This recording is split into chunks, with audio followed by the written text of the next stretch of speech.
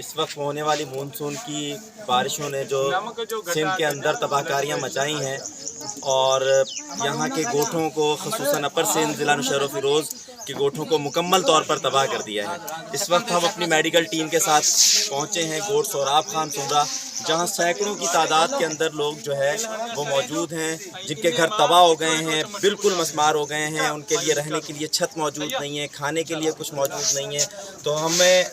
یہاں کل وزٹ کر کے گئے تھے تو پتہ لگا کہ کھانا تو کچھ مخیر حضرات دے ہی رہے ہیں، لیکن ایک بڑی تعداد بچوں، عورتوں اور بزرگوں کی ہے کہ جو وہ بیمار ہے۔ تو آج ہم اپنی میڈیکل ٹیم کے ساتھ یہاں پہنچے ہیں، یہاں ڈاکٹر صاحب ہمارے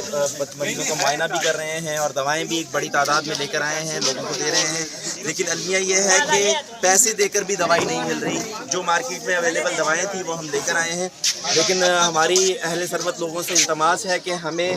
دوائیاں مہیا کی جائیں تاکہ ہم لوگوں کی مزید بہتر انداز سے خدمت کر سکیں۔ اور دوسری اپیل ساتھ ساتھ یہ بھی ہے کہ یہاں دیکھنے میں آیا کہ عوام نے ایک بڑے پیمانے پر یہ شکوہ کیا ہے کہ ہم